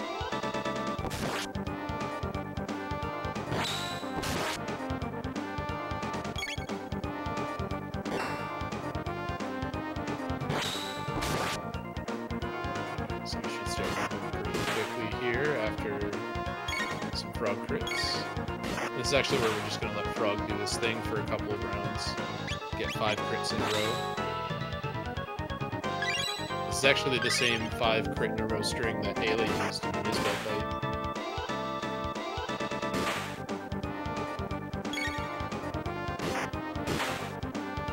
Here in the Chrono Trigger speedrun community, we really like recycling.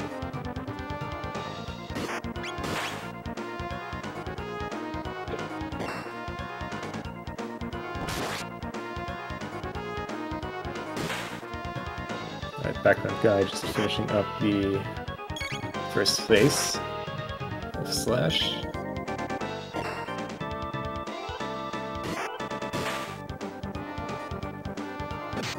Yes, indeed.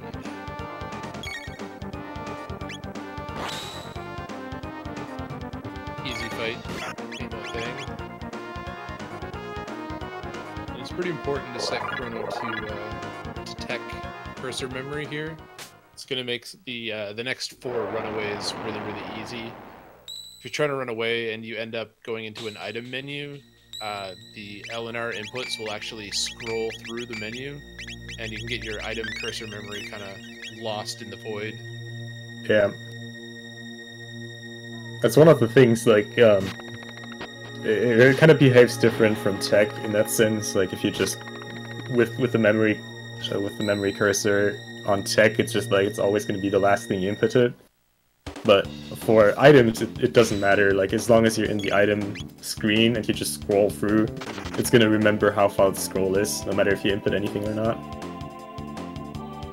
Which can also be useful if you just want to sort your inventory for upcoming fights, but it can also kind of screw you over if you do a bad runaway.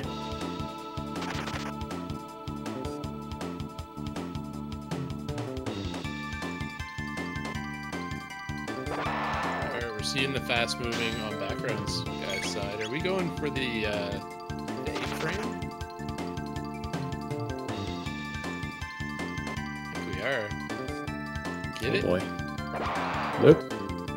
Good.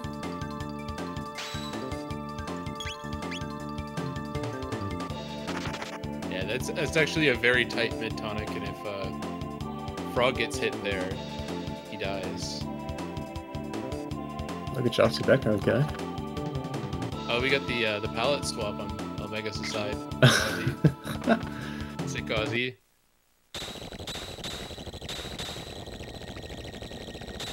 So yeah, for this entire part that eLmaGus is on right now, basically anything after slash, if you do it optimally, you're not going to take a single point of damage. And then you'll be able to skip out an extra shelter before the Magus fight. But this section is pretty technical. Both the movement that's coming up on the next screens and the few more fights that we have are pretty precise.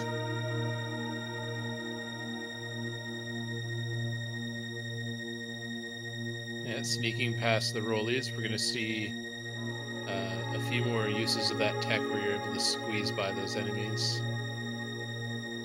Playing it safe here in the trap room. Not a bad choice. With as close as BGG is, falling down there would almost be it. Yeah. Yeah, just playing this screen here specifically, if you really go for the optimal strat and go for the absolute limit and fail it, this loses you a ton of time getting into extra encounters. Yeah, and all these fights out here too, you can't run away from. Yeah.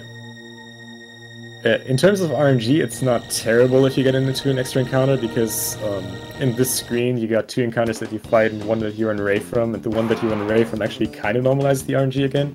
So you can get that extra encounter and still be fine in RNG. But then again, you're going to lose health, you're going to lose time, so just want to avoid that altogether. Yeah, ideally you don't want to have to heal at all for the Magus fight, but like you said before, any amount of damage is going to ruin that dream.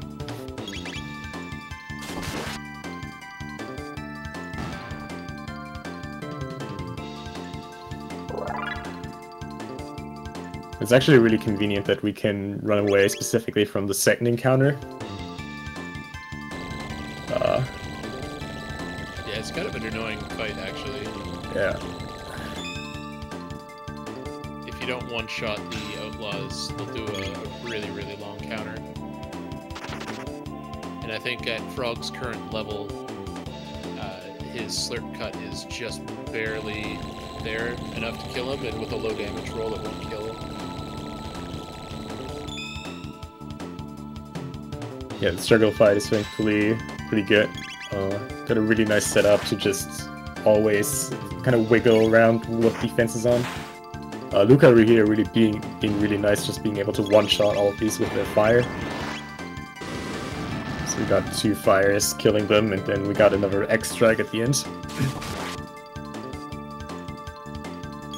BackgroundGuy also playing it here nice and safe. Going around here, pushing past that last rollie.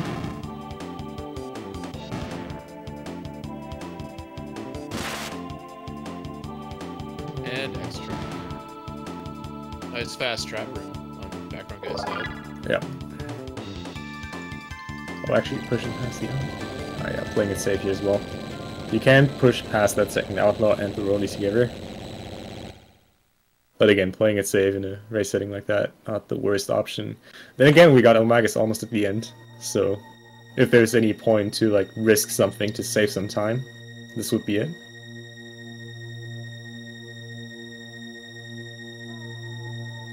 Yeah, very nice from eLmaGus. Only got the Aussie fight coming up. Not taking any damage here.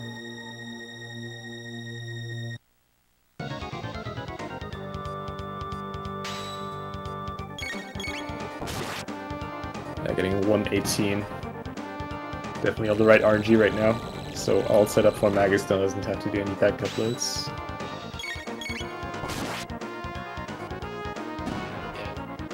We're looking for a 119 on the last switch here, but both Bonk and I have played enough that know that the 118 is good there at the beginning.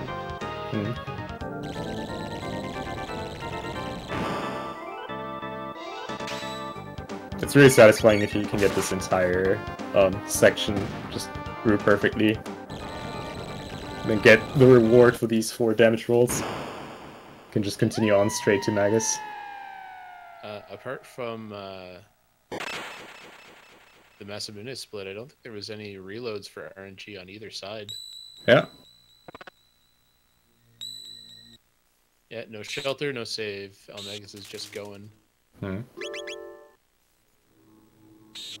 Bringing in the Robo-Dog. Background guy right behind him in the juggler fight.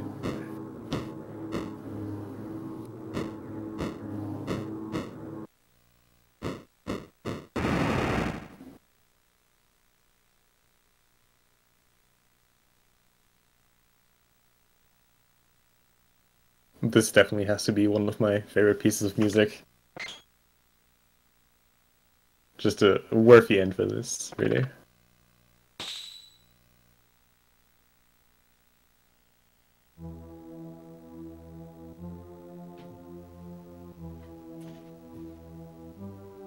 Alright, so Paul kind of alluded earlier to the fact that we don't want any fire barriers here. Because none of our guys except for Frog are wearing any kind of armor at all.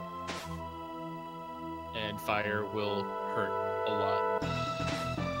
Luckily with the 119 on the Switch, we know what we should be getting out of this fight. And as long as we're sticking to our guns, Shadow and Lightning Barrier should be all we see. Yeah, water barriers wouldn't be too terrible in terms of the damage that we are gonna get, but since we don't really have any way to deal water damage right now, because we didn't send Frog to the end of time yet. No, there's no point spending like a minute and a half to go teach Frog magic, when you can just make sure that he doesn't need to cast magic at all. Yeah, these would only be hitting for about 300 or so, maybe 350 without the unequipped glitch. This entire fight is basically cut into like two parts. We got the barrier phase at the start, which I guess it's really important that you are in the right RNG and you stick to the script. After that, as soon as he initiates the dark matter phase, it's really just a matter of mashing out your attacks. Gonna get a lot of slashes in. Want to make sure that Frog gets the crits, and that you lower Magus' magic defense at the right time. And if you do it just well, you'll be able to get away with one dark matter. Yeah, let's see how that goes. Really important. The important part is that you avoid any other barriers than lightning and shadow. And after that, you can go off script as much as you want. You won't die here.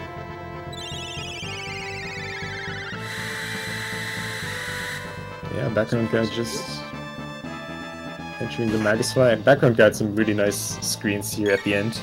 Definitely catching up a little bit on the Magus here just due to better and faster movement.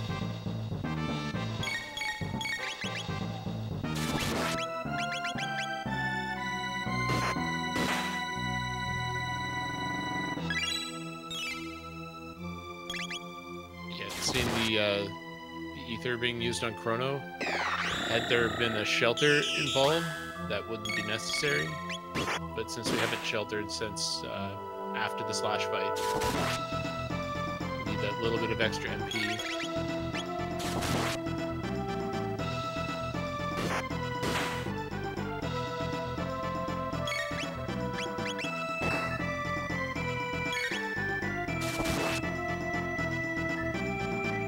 And Background Guy looking good, getting the shadow for the first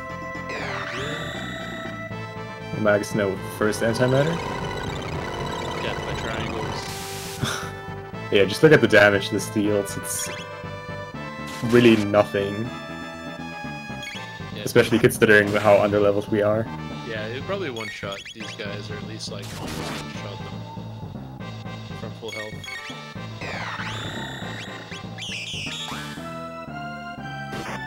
Alright, so hopefully we'll never see that second antimatter. Oh, Magus. Just gonna mash through the slashes and the attacks.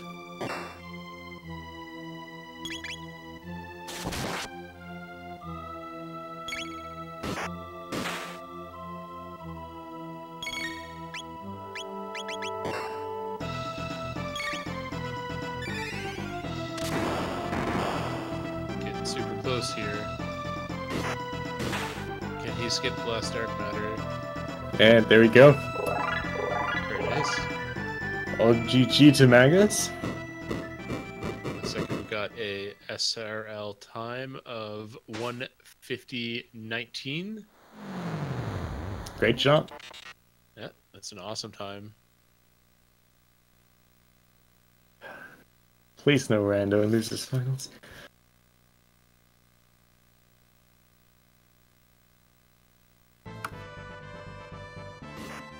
Alright, it looks like we got eLmaGus here with us.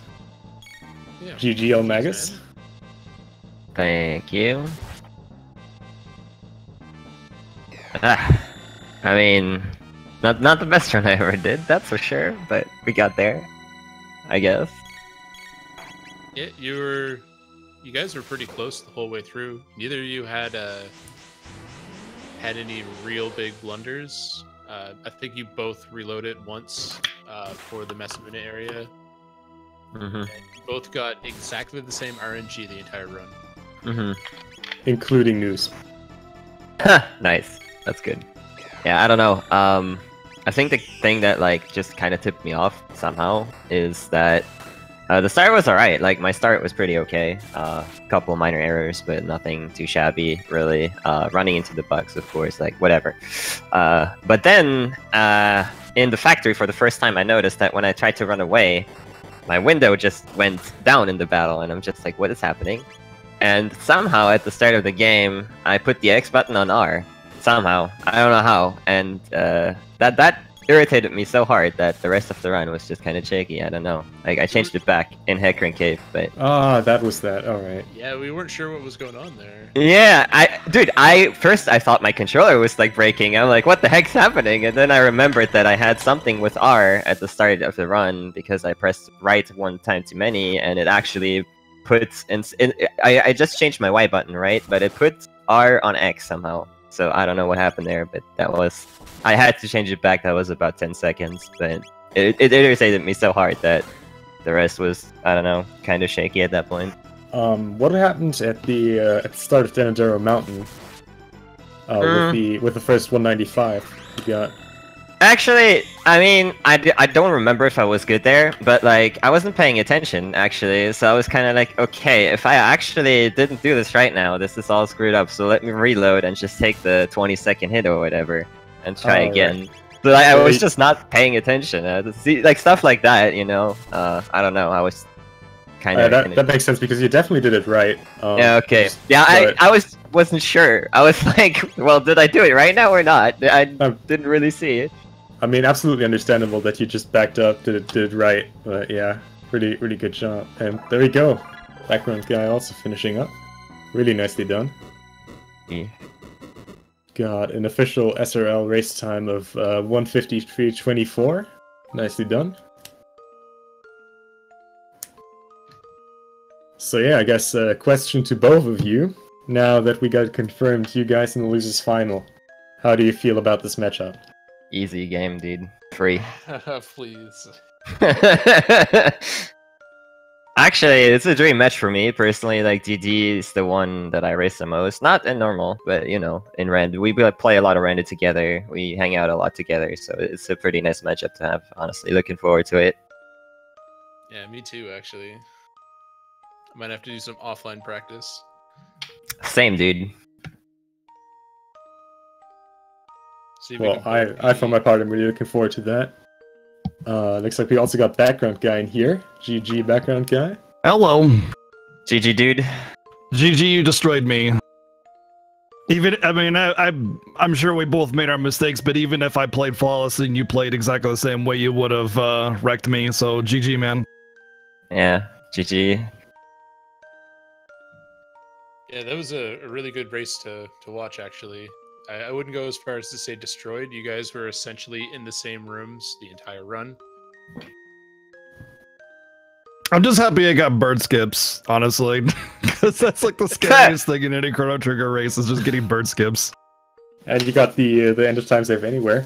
I did, yeah, I got the save. That was like a gamble, although it only actually really saved me about 10 seconds because I messed up the second save reload, which is usually the one I don't mess up, actually, but it was still, again, you know, it was still a gamble. I had to do it.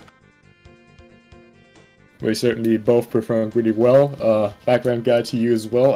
I'm not sure if you watched any of the restream, but you might be excited or happy about the part, but you had a really even playing ground. You got the same RNG, both guilty, both 4 greens, both same news. It was really nice to watch. Wow. Yeah, I'll have to watch that back. I was originally happy when I got 4 green too. I was like, hey, this might be it. I honestly, when I ran this game like regularly, I never had more than like 3 greens at the same time. This is the second race in a row where I got 4. It's insane, actually. I don't know. I remember that. My Hundo PB has 4 green, and I never get 4 or 5 ever, so it's always a time loss on that split. Yeah. It was awesome race. Thanks, Magus, for completely demolishing me and taking me out of the running. Dude, I was shaky. It was definitely fun. I had to definitely pull myself together at some points. I made a couple of very interesting mistakes. I'm gonna call them interesting, and but I brought it home. Fortunately, I don't know. Could have gone either way, honestly. Like, I make one more mistake and it flips upside down. You know how the game is, right? Yeah, so, with Chrono Trigger, it's just like the wrong mistake is the one you don't want to make that costs you 3, 4, 5 minutes or whatever, like dying on R series, which I almost did. I almost died on R series. My inputs to Cyclone were really slow. I missed almost every single one, and I had 2 extra attacks from the robots, and I was lucky that the damage was spread between Luca and Chrono, because otherwise I would have died. Okay. That was a really good fight. Speaking about almost dying to bosses, Magus, that Massive Twin fight.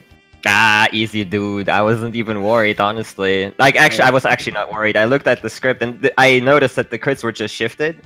And once I noticed that, I was like, okay, it's free. I got this, because the crits came in time. All right. Like, I did think that I was going to die, but then I just noticed that shift, and I was like, okay, that's okay. We can do it. That pause buffer strat on the twins, that was I've never seen that. I was worried, but the way you brought that in was definitely impressive. See, like, the thing is, I was supposed to put fire or flame toss on the henches, but I got a crit and I forgot about it. So, like, I didn't use any fight after that to do that. And well, you got them on 195 2 times. That too, yeah. I could have done it there as well, theoretically. But, like, I remembered when I was up there, and then I was like, okay, we gotta somehow hit the fire here, and we did somehow. I don't know. That would have been really bad if I didn't. And yeah, it worked out. At least one of the races that I won was because someone did Zerker strat on Mess Immune and made a mistake, and there's no real, like, most of the actual strat is to not have a backup there. So I always just do antipode strats. Yeah, that's completely fair, especially in no reset runs. Like, exactly. Well, huge congrats to BackgroundGuy on making it into top 4. Thank you. Really, really good job. eLmaGus, good luck against DD. Thanks. Bring it home, Magus. Yeah, I'm gonna try. Any of you, any last thoughts? Just happy to participate again. It's awesome to see Chrono Trigger community and Chrono Trigger runners actually participating, because it's kind of a very it's a very hard game to get. Like, it's a scary game to start running and to learn, because it's got a really high plateau. But once you get in, it's not so bad. But it's a very punishing speed run. So to see people coming in and racing, I'm glad to participate in the tournament and give it some visibility. Yeah. Well, thanks for having me. Thanks for being in tournament, BGG. Definitely fun seeing you getting this far. I'm surprised. Yeah, consistency, dude. That's something to aim for. Honestly, don't have to be the fastest in a tournament. Sometimes just the most consistent. So yeah, GG to you. Thanks for commentating, guys. Thanks for the restream to Speak Gaming, and yeah, I'm looking forward to the top 3. It's gonna be fun. Yeah, it was our pleasure. Any final words there, Punk? Anything you want to add before we finish up? No, absolutely not. It was a pleasure, Didi. All right, thanks everyone. Keep your eyes peeled. There should be the final couple races scheduled here over the next week or 2, and we'll try and put on a good show for you guys. So cheers. Thanks for watching. I know there's some Undertale coming up next on this channel, but pay attention to everything on Speed Gaming. These guys are awesome for facilitating races and tournaments like this. Shoutouts to all the people in the background too, including BackgroundGuy, but the people in the background of the tournament. And with that, thanks for watching, everyone. We'll see you in the future.